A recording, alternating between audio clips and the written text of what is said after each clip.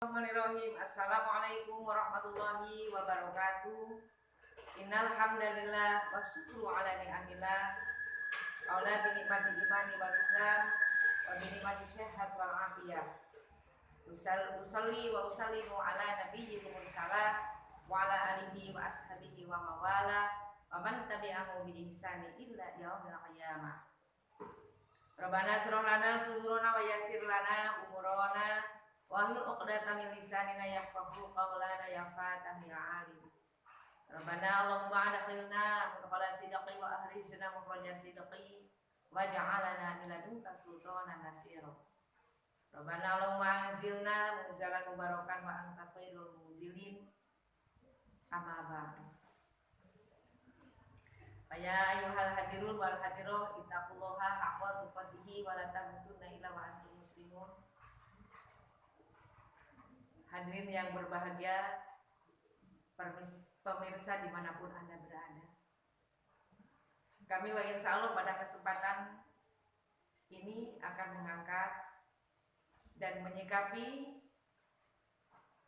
pandemik yang sedang terjadi pada saat ini, yaitu yang bernama COVID-19 atau yang lebih tenar disebut Corona. Maka menyikapi hal tersebut yang telah dan sedang terjadi pada saat ini, menurut saya banyak sekali kita mengambil pendidikan, mengambil pelatihan dari makhluk yang sangat kecil, saking kecilnya sehingga tidak bisa dilihat oleh mata telanjang, tapi hanya terlihat makhluk tersebut oleh alat yang dimiliki oleh tenaga medis. Artinya, bapak-bapak, ibu-ibu, saudara sekalian yang saya hormati, harus yakin seyakin-yakinnya, harus percaya sepenuh hati bahwa makhluk Allah yang gaib tersebut itu jelas ada. Karena Allah Subhanahu wa Ta'ala menciptakan makhluk di muka bumi ini, bahkan dunia dan akhirat ini adalah ada sedikitnya ada dua macam. Yang pertama, makhluk yang dohir, yang kelihatan oleh mata. Yang kedua, makhluk yang gaib.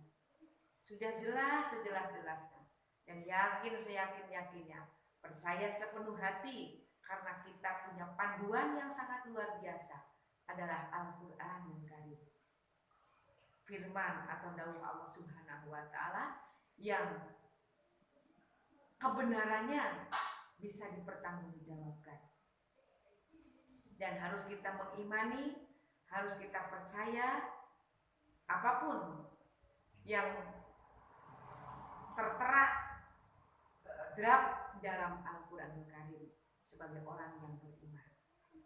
Bapak-bapak dan ibu-ibu yang berbahagia, mengenai tentang corona atau virus COVID-19 yang telah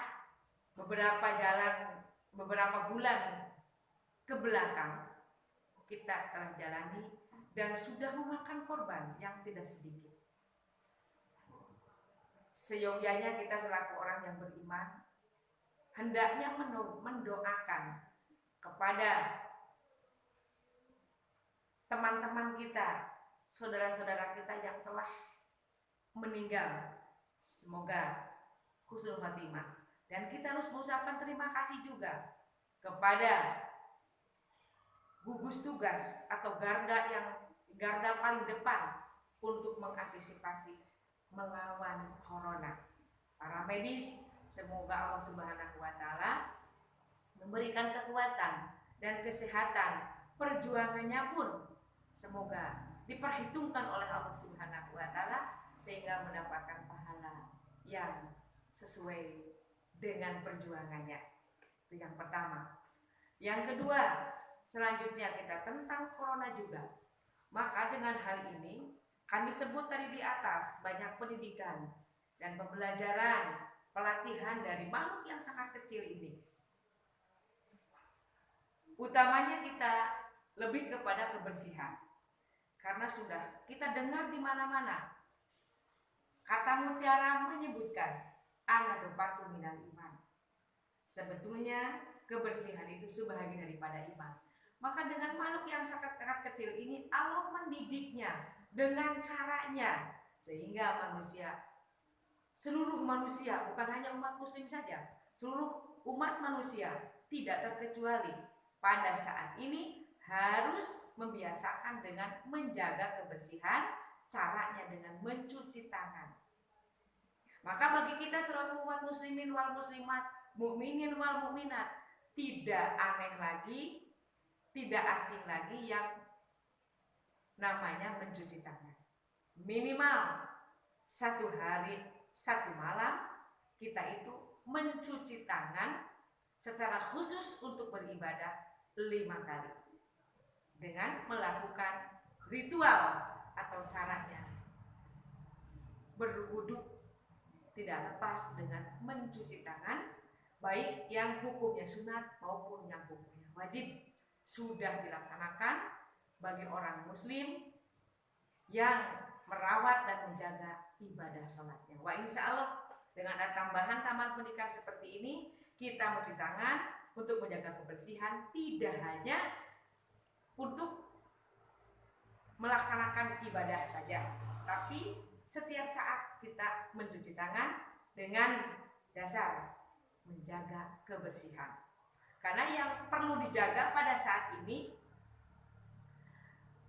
bapak-bapak, ibu-ibu dan hadirin yang berbahagia, bukan hanya keimanan kita kepada Allah, tapi ternyata imun pun harus dijaga. Iman dijaga untuk bekal kita nanti di akhirat dan keselamatan untuk hidupnya. Imun pun kena dijaga dan dirawat untuk kesehatan jasad raga kita. Karena ibadah kita kepada Allah SWT tidak didukung dengan kesehatan, kami yakin, seyakin-yakinnya tidak akan semangat untuk melaksanakan ibadah. Betulkah seperti itu? Jelas. Di sini kita tidak menafikan, tidak memakjulkan. Imun harus seimbang, harus setara, harus sesuai. Itu seperti itu. Sehingga kita ada semangat untuk beribadah kepada Allah Subhanahu wa taala. Karena doa kita pun doa satu jagat sudah terkenal, Robbana atina fid dunya hasanah wa fil akhirati hasanah wa qina adzabannar. Kita tuh mengharapkan selamat di dunia, selamat di akhirat, bahagia dunia, bahagia di akhirat. Itu pun kita sehat lahir dan sehat batin. Setujukah seperti itu? Maka dengan hal ini kita jangan menyesali, tapi mari kita jalani bersama-sama dengan sadar sesadar-sadarnya. Banyak pendidikan, banyak pembelajaran kami ulangi dengan adanya virus corona ini.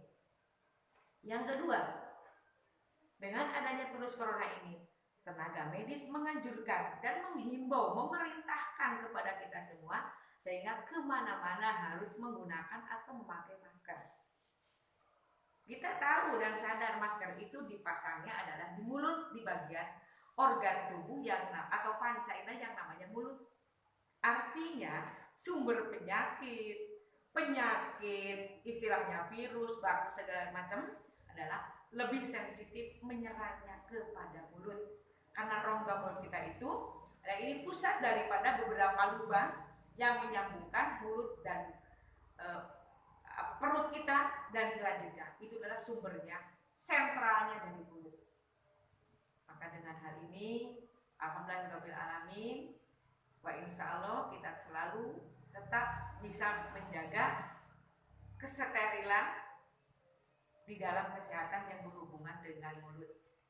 Karena sudah jelas, apalagi orang Nahdlatul Ulama atau orang NU, kita selalu membaca surat Yasin setiap malam Jumat minimal.